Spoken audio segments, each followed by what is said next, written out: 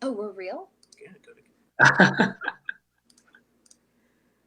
How do I go to uploading me? Oh, okay. I think we're on. We're really on now. Sorry. I believe we've had some technical difficulties. We literally had a 8-minute interview and then realized nothing was going out. So we're gonna go back to the beginning. Welcome to all of you again. This is the third concert of Uplift, which is a 5-week P.E.R.M.A concert series. Thank you so much for tuning in tonight. And thank you, Chris, for joining us tonight. So appreciate it. Tonight's program is all about the R of P.E.R.M.A, which stands for relationships. This whole week for me has been about remembering and rekindling relationships and friendships with all of my musical colleagues from the past many, many, many years. Immediately, I knew I wanted to perform a work by my friend and colleague of 14 years, a wonderful composer with many accolades, Chris Rogerson. Thank you so much for being here with us tonight. Thank you so much for having me. Yeah, so Natalie and I first met, she said 14 years ago on our first day at the Curtis Institute of Music. I was a scared 17-year-old moving into an apartment because Curtis had no dorms, and Natalie and I met on our move-in day, and so it was so nice to have friends right away, and we've stayed friends since, and it's been so nice in the past week to get to work together on this and reminisce about all of our times at Curtis. And yeah, we kind of had to stop like mid rehearsals and actually start working because we were just telling so many stories. And, yes, exactly. Yeah, which was so much fun. So can you tell us all a little bit, kind of run down your bio of, where you went to schools, where you live now, what you're doing? Sure. So after Curtis, I went to the Yale School of Music for my master's. Okay. And then after that, I went to Princeton University for my doctorate.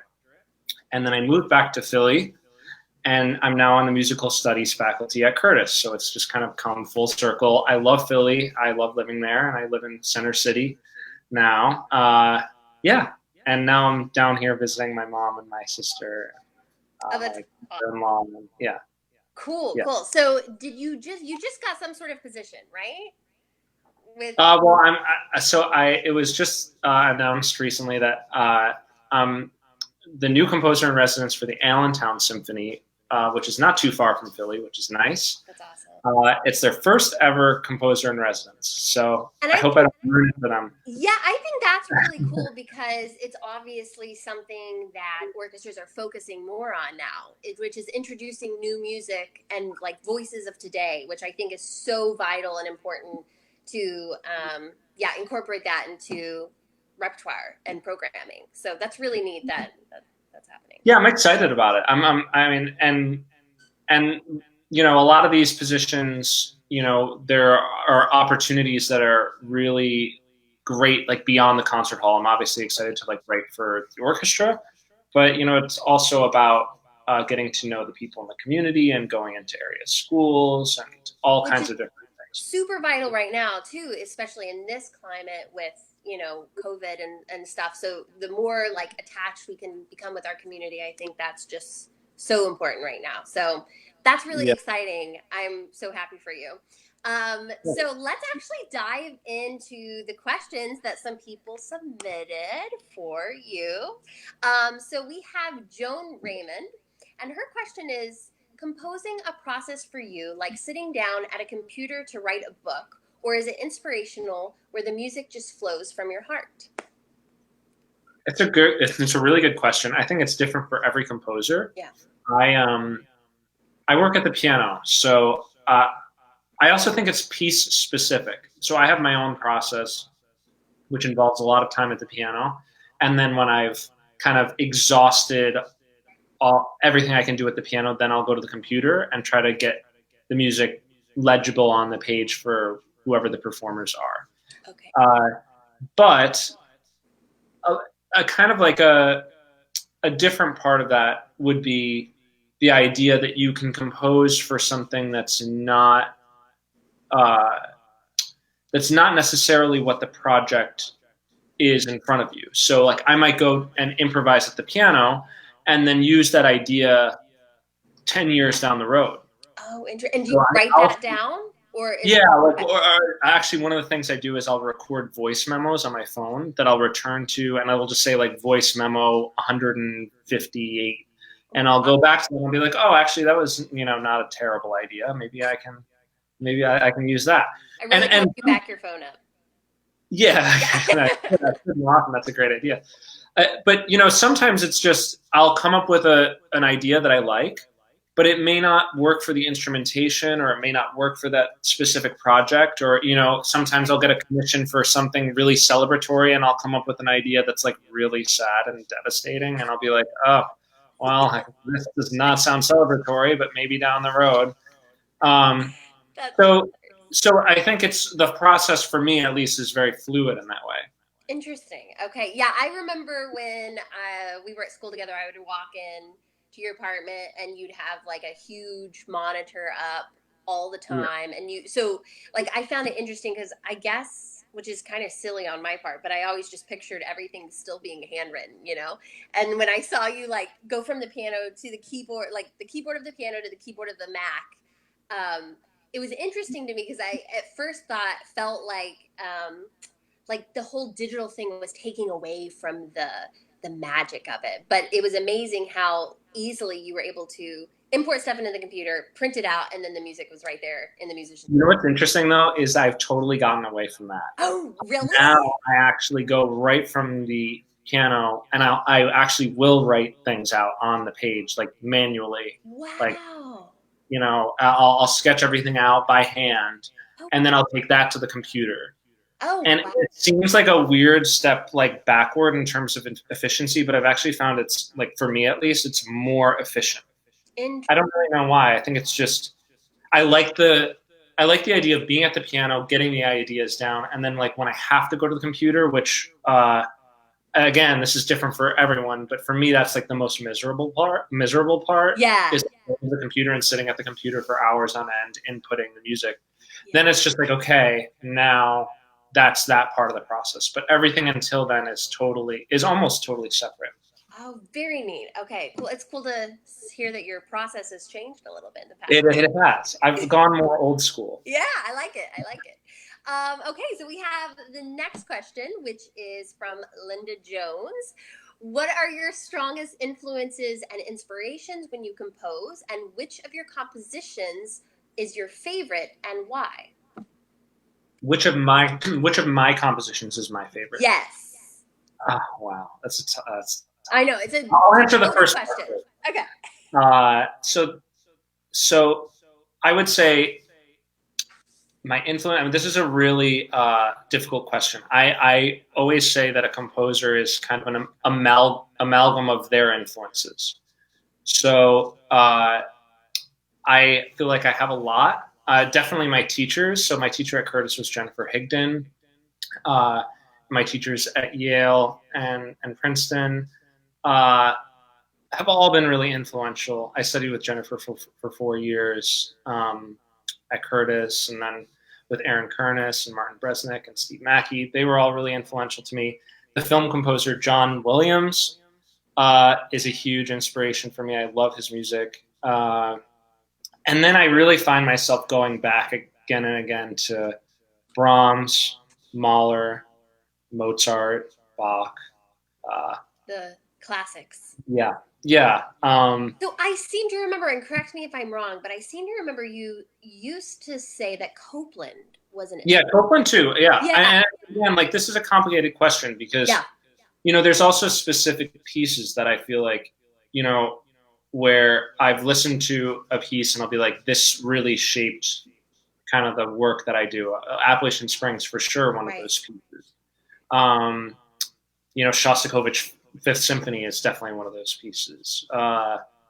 So there's lots of like individual examples like that too. Right. As for like my favorite piece of my own, that's really tough because I'm really critical of my own music. So I don't know. I mean, I think I wrote a string quartet I guess it was last year for the Escher Quartet. Okay. That's up there. That's my fourth string quartet, and then maybe a piece I wrote for the Dover Quartet and the clarinetist David Schifrin, a clarinet quintet. Those off the top of my head would be. And correct me if I'm wrong, but I think I saw that recording on Spotify this morning. Is that right? Really? Okay. News to me. I think I think Dover Quartet, and I think they may be on Spotify. So I don't use Spotify. I've never been on Spotify. See, I know. So my next step was going to be, like, do your plug, like put your social media, your website. But I know how terrible you are at all things that are like any like social media aspects to it. So I'm not even sure if you have stuff to plug, but no. Listen, you can go to my website, which is chrisrogerson.com. Okay. And my Instagram is Chris Rogerson Music, which you update now. Which you may see some music stuff, but you also might see me pretending to be a National Geographic photographer. So if you're into that, then great, and maybe a music video every now and then. Awesome. Okay, so we will definitely have everybody look at that. And one last story, actually, when you said John Williams was an inspiration, one of my like fondest memories of us is we were driving through the mountains of Aspen in 2010. I was driving, which I don't do well, and I shouldn't have been, through mountains. Who helped teach you to drive? What? Who helped teach you to drive? Yeah, you did. Fun fact for the viewers, yeah. And maybe that's why I'm such a poor driver. And I remember we had John Williams blasting. You had this playlist that was like all of John Williams' greatest hits. And we were probably flying down the mountain safely at the speed limit. It felt like we were with like Superman going. And this is probably, I shouldn't probably even be saying this, but I had forgotten to turn my lights on. And you remember we got pulled over, and I started crying and freaking out and hyperventilating. And I was like, I don't know how to drive. And the cop was just like, can you please drive this woman home? Like, yeah, I do remember that. I do remember that. That was the first time I ever got pulled over, was with you in the car playing John Williams in Aspen. Yeah, we had to like turn down the music because it was like blasting to like hear the cop. I do remember that. Yeah. So, anyways, one of my favorite memories of us. So I guess it's time for you to explain the piece so that I can go play it. So go ahead and tell us a little bit about this piece that everybody's about to hear, and then we'll get to it. Cool. So this piece is in 6 movements, and it's kind of loosely based on the structure of a Bach solo cello suite, which are obviously amazing pieces of music. This starts with a prelude, and it's really virtuosic and has a lot of fun string crossings and fun. The second movement is a sarabande, and it uses the traditional sarabande rhythm, which it's kind of difficult to describe, but you'll hear it. And the third movement is a capriccio, so it's fast and driving. And did I get that right? I did. Yeah. Okay. Yeah. No, I'm on track. There's a lot of movements here. I know. And I was gonna correct you because I'm not even sure. The fourth movement is a minuet, very light and airy. The fifth movement is called canto. It's very kind of placid and song-like and restful. And the last movement is a gigue. It has a lot of different characters. The piece itself has a lot of different characters. And yeah, I hope you enjoy it. It's definitely trying to the piece. I definitely have the Bach suites in my mind, but there are influences from all over. There's some Shostakovich in there, and there's all kinds of influence. So yeah, I hope you enjoy the piece, and yeah, it's been so fun working with you on this. Yeah, thank you so much for doing this. This is so cool and rare that we get to kind of have this chat and then get to go hear one of your works that you just described yourself. So I'm super excited. Thank you to everybody for tuning in, and I'm gonna go to my cello. Great. And Thanks Chris, so much. Thanks for having me. oh, of course, thank you so much. And this is just a technical note. Make sure that you leave the room when you are done. The switcher room. Do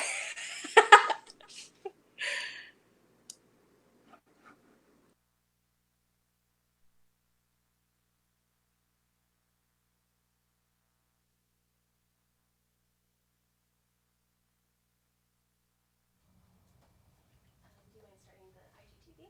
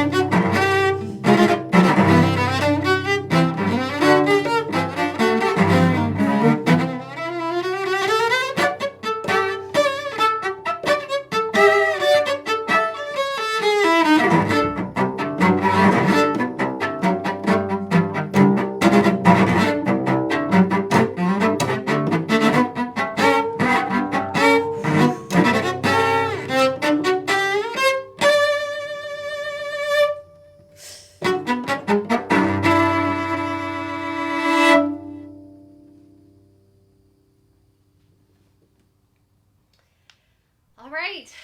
That was Chris Rogerson's Sonata for Unaccompanied Cello.